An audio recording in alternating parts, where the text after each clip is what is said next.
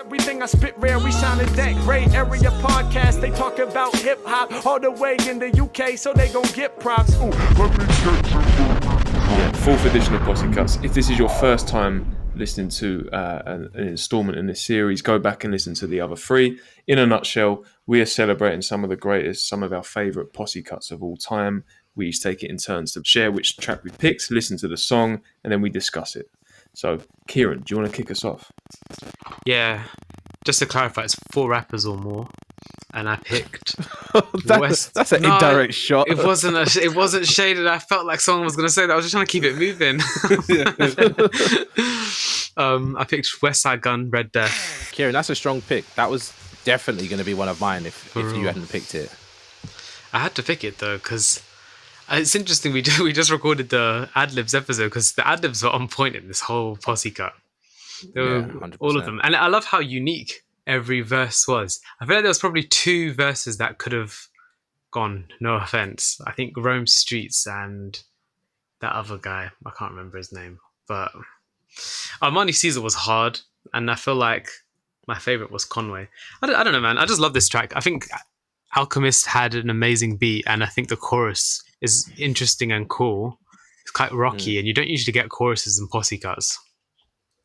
True. There was a weird kind of that choir type thing, although that kept coming up quite a lot, which was nice. I'm surprised you didn't care for Rome Streets one that much because I thought that was a pretty hard verse, but there's definitely 2 or 3 that I think stand out. No, I was hating in it. It's because it's long, and I was trying to make cuts. All right. No, I think that's pretty good. I think there's I wouldn't say it's like top 3 here. There's definitely 2 or 3 that are the standouts. I mean, the way Conway wraps it up that's a violent man. Jeez. But what he's doing with the bars though, like his the wordplay, the multi-syllables, like he's like he doesn't. I've said this before, but he just doesn't get enough props for his technical ability. I don't think. Yeah, Conway does a lot on that as well. To be honest, like. Yeah. I don't know. I don't know if he's got the best verse there because it's like there's so many verses you don't really know what to pick as the best. But it's definitely one of the top verses on there. Like Stove God did a lot on there. Yeah, and it's just it's kind of weird. Benny started strong, yeah. Yeah, I was gonna say.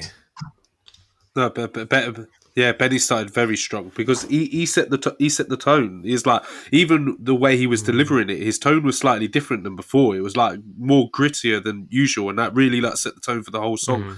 And then everyone sort of carried the way through. But Conway definitely like picked that up, and like if he was on a ballet, well, I don't know what I'm talking about. If he was on a relay, and he picked up the baton, he definitely finished strong and like got that gold medal because. It probably, I think Conway's verse is the strongest on that out of all of them. To be honest, I think Conway I really. tell you what, though, the like, beat, even though it's just like a really kind of loopy beat, it feels nice because it feels like they're all just hopping onto the mic. Do you know what I mean? It's like they're passing the mic around the room and the beat's just looping. You know, sometimes in a Posse Cut, especially in previous ones we've had, the beat switch up for this person was crazy, and it's like that beat's just straight through the bow, and it just keeps going. Like I could listen to that beat for 20 minutes. It's got that classic Posse Cut feel where, it's not doing too much. It just sets the stage for the different rappers to do. It's a hellish trance as well. Like it's like Alchemist probably was like, this is what hell sounds like, and just loop it for them. It's a gritty beat, definitely. So shout out to Alchemist on producing that one, but also just shout out to everyone for coming up with great verses on that because genuinely. No one's verse is weak to the point where I'm like, this doesn't belong on here, which is something that normally happens for me in Posse Cuts. But in this case, that 10-minute song, it keeps going and going and going, and it feels better and better as the longer it goes on. For sure. Who's next? Theophilus. My pick. I went modern last time, so I've gone back to going classic. So my pick is John Blaze. That beat is still hard. Yeah, that's a strong beat. I'm not gonna lie. Just a classic, and that New York sound, and they're all sounding so gritty on that track. And it's like, and at the time, getting all 5 of them on a track to do something like that, it was just an iconic moment when they all teamed up to do that. And even Fat Joe still goes on about the time of how he was able to get everyone all in the studio to record all that. Nas's verse is actually really good. I've never actually taken in Nas's verse, especially because it was first. I was always kind of like, Big Pun goes hard, Fat Joe goes hard, but Nas's verse is pretty good. Yeah, Nas does his thing, but Big Pun was ridiculous, man. Yeah. That guy was a ridiculous rapper. Oh no, Big Pun killed it, man. Big Pun killed it. I know he man. says some foul stuff and but that guy, when it came to like just the craft, ridiculous levels. Also, I swear he was the living embodiment of the Kingpin. He was a big person, man. I know we talk about it a lot, but like when you see how wide he is, he was huge. Oh man. my goodness! It's not the width; it's when he was sat in the car and his belly's up to his chin. That's the crazy part to me. I was looking like, how is he in that car? How does he drive? He was big, man. But yeah. And unfortunately, we didn't hear the iconic. Nah, it was there. Anyway, it was in there. I was hearing it and trying not to laugh. Like he was breathing. You forget. He's not breathing now. Oh, jeez. That's a big butt, but dark, man. He's dead in the middle of Little Italy. Hey, come on now. Hey. That's the one with the breathing's hard. No. Yeah, but no, he does. He goes stupid on that. Like honestly, it's ridiculous what he does. It's just, for him just to tie his words all together like that, I'm just blown away with his like technical and lyrical ability. It's just phenomenal. I feel like it pushed everyone in the studio. I feel like they heard that Pun verse because I'm sure Fat laid his verse first, then Big Pun. So they were like, the levels are too high on this track. Because I wanted to quote one of Raekwon's lines because it just made me feel sick. He says, "The flicker blocker, wicked sneaker rocker footwear." I was just like, no, what's he saying, man? The way it rolls off the tongue of saw is just like chopping you up. He did a Missy Elliott kind of tribute in that verse too that I can't remember for the life of me, but he said something. Oh God, I forgot what he said. But yeah, Raekwon did a lot. That guy who went last, he had a hard job. Yeah, I often don't understand Raekwon. No, for real. The slang was on point though. yeah, exactly. You know, Fat Joe used to show off Big Pun, right? You know, like when I don't know. Oh, 100%. I don't know how, whether they grew up together or he discovered him. I can't remember, but you know, he used to bring him in the studio and just be like, "Yeah, wait for this. Look at this guy that I found." I know he was kind of established at this point, but it was like a cheat code. It's a shame that he died, you know, because I think if we had Big Pun, a lot of other rappers would have never got a chance. How far do you think he would have went though? All the way. I think he would have had a phenomenal career. Obviously, because you know when you actually deep it, the second album wasn't as good because he was having too much health problems. That was the reason why. Apparently, I say apparently, it's been a while since I've heard that second album, but he was really struggling to rap as a result of how big he got. So you know how like we hear the breathing and we might joke about the breathing. It got to a point where he couldn't actually rap as a result of that. So it really affected how the second album sounded. If he just stayed on like that first album trajectory and stayed how he was rapping, I reckon he could have been an absolute like superstar. He was loving it as well, man, because for some weird reason I've got this bloody skit from the first album when he's talking about him and Fat Joe being two big bears. Not the other skit. Doing what they need to do. Oh no, let's not. Listen, we're already cancelled for the previous recordings we've done. Let's try and not get cancelled in 2024. You know what I'm trying to say? He was a wild man though, wasn't he? I mean, he some of the stories things that he used to do, like, and I know that there was some controversy around like a domestic incident, but I won't go into that too much. But what I'm basically saying was, maybe he would have like been cancelled, tarnished his own career before it got. It might not have even taken his health. Yeah, he would. I can understand why some people would not want to like support or listen to him. Put it that way, because he did some wild stuff, but. Yeah, so it's always, I always think like that with him, with Big L, obviously Tupac and Biggie. I'm like, what would have happened? Because talent-wise, he had an abundance of it. Who else was on there? Am I forgetting? So there was Fat Joe, there was Pun, there was Raekwon, there was Jadakiss. Jadakiss. It's a slick verse, but I think he got better with time. For sure. I mean, he's always been great, but yeah, I know what you mean. Yeah, I prefer some of his like more recent features and stuff like that. Yeah, it's a classic, man. Classic track. Yeah, no, definitely. That was a good pick, actually, Theo. Well done on that one. You actually helped me make my next pick, Theo, because I had like 3 in mind, and 2 of them there was crossover, so I might as well go for the more left field one. My pick is called "Blow Your Trumpet" by an artist called Swindle, and I won't say who's on there if you've not heard it before. You can just listen to it and see. I'm saying it now. Sean's got pick of the night. That was unexpected and That was fucking so crazy. hard. What the hell? That is ridiculous. That was disgusting. I'm so mad. I've not heard that before. That would have been my song of the year, whatever year that came out. That was unbelievable. I was completely in shock. Honestly, that was giving me goosebumps. Why was this not shared with us? Is what I'm trying to think. Like it might have been. Sean's got them receipts. He'll pull up the group chat and be like, "I shared it." When did this come out? The video alone was top quality. Yeah, that would have won. But the Nux starts it off, and I wanted to wheel disgusting. it. Yeah, then Gets comes in, wanted to wheel it. Akala spits a hard verse. Kojo Radical to finish up. That is the hardest song I've heard out the UK in a long time. Bro, that's harder than In the Fire. I'm being real. I'm being honest. No, I'm not gonna lie. Honest. No, 100%. Well, it's interesting you say that because that song came out that year and it went under the radar. That's rude.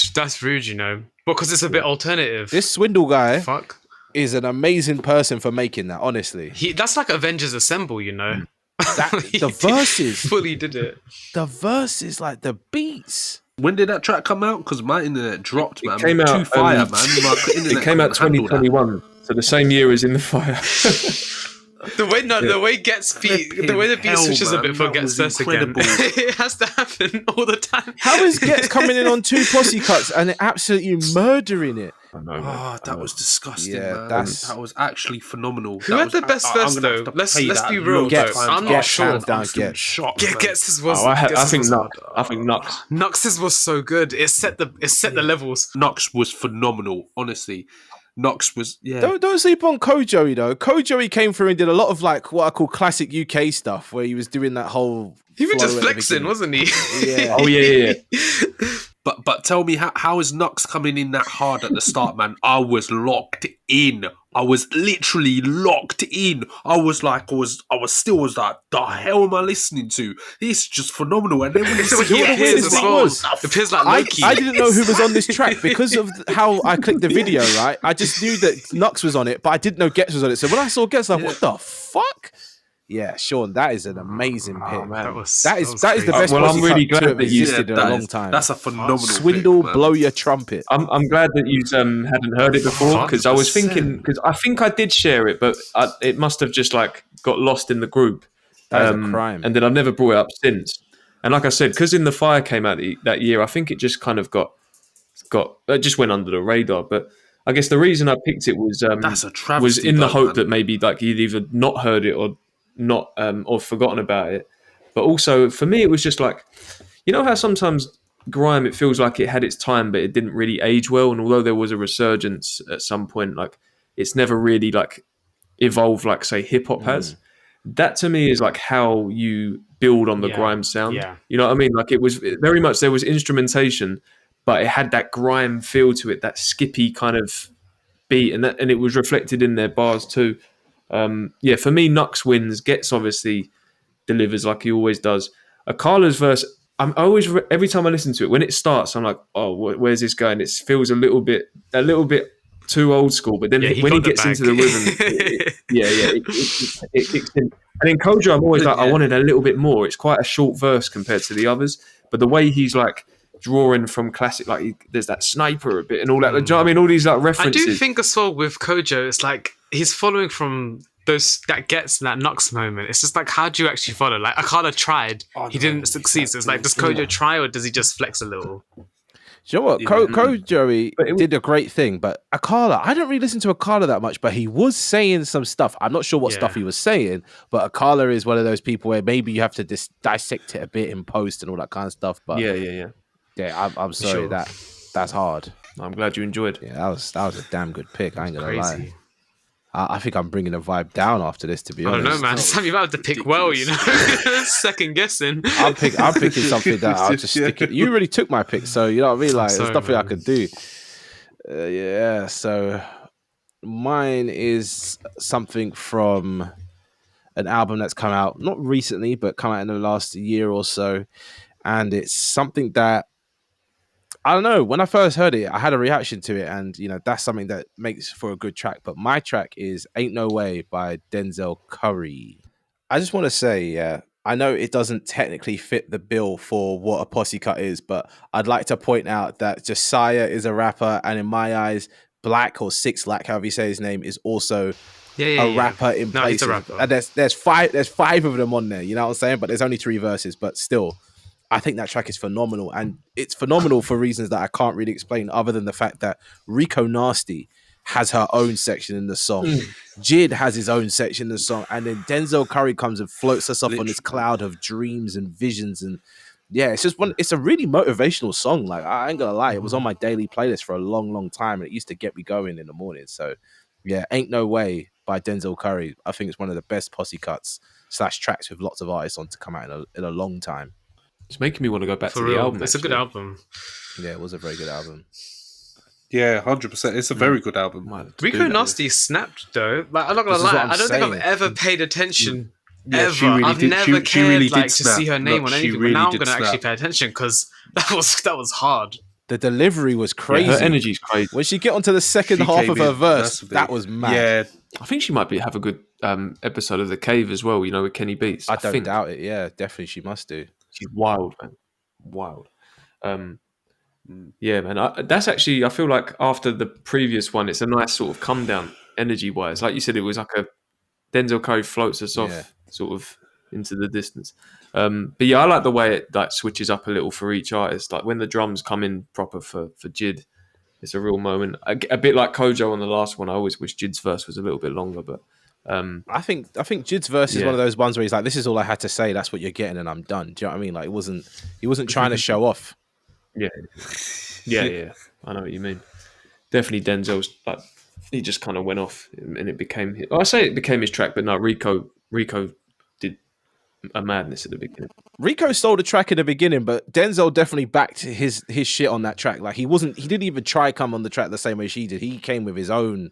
That's what I'm saying. That's just an example of, how we had the Benny the Butcher track in the beginning, and it's like all one beat all the way through. This is 3 separate songs that all flow together nicely. It's a work of art, if anything. So I really, really like that track. Honestly, tonight I think this might be our best one yet, if I'm honest. Like Sean's pick blew me out of the water. Theo's pick blew me out of the water. Kieran stole my first pick. You know what I mean? No, I'm glad though, because that was a good pick you brought. Yeah. Well, it was my backup option. So who do we think had verse of the night then? Gets. That Gets verse was mad. It was a moment. Unexpected. Or Nux as well though. Nux was definitely up there. Yeah. But I feel like you need the video for that one. The way Getz is looking at you when he's delivering those bars makes it just that bit more sinister, that little bit more effective. That was a good track. Big pun as well. Like the again, just the skill level is fucking off the charts. I don't know who had verse of the night, if I'm honest, but all the verses are strong. If you are listening to at this point, honestly, queue up all 4 songs. Listen to, I forgot the name of the Benny the Butcher track. Fucking hell, what's it called, Kieran? Red Death. Yeah, Red Death. Listen to John Blaze, listen to Blow Your Trumpet, and listen to Ain't No Way. And it's a nice little journey. You can join us on that journey that we just been through as you're listening to us about it. But I don't know. Posse Cuts is always a fun one. It's definitely one of the series that we all enjoy the most, isn't it? Yeah. For sure. We should maybe make a playlist as well for the Spotify. No doubt. We've done 4 episodes now. That's like 16 tracks. Just add to it every time we do this. So we'll look into doing that for all the listeners out there. Anyone got any wild remarks? Because I like to end the episode with a wild remark. Someone want to say something wild? Kieran, what was them lyrics you posted in the group chat earlier? Lyrics in the group chat? Yeah, from the new album that can't be named, but say the lyrics. Oh no. Please say it. Oh no. Please. Oh, sorry. That album sends me into a dark place. I can't lie. Oh, he just that was like Hereditary, where he like banged his head off the flipping. Oh shit! No, you got stubborn. I can't do it, man. I can't consign this publicly. Oh God. Okay, well, I'll just leave it with the headbang. Hey, this is Sean, and thanks for listening to another episode of The Grey Area. Are you an upcoming artist, critic, journalist, or content creator? Hit us up on our Discord or in our YouTube comments if you want to share new music, take part in an interview, or are interested in collaborating. Links to these can be found in the show notes. Take care.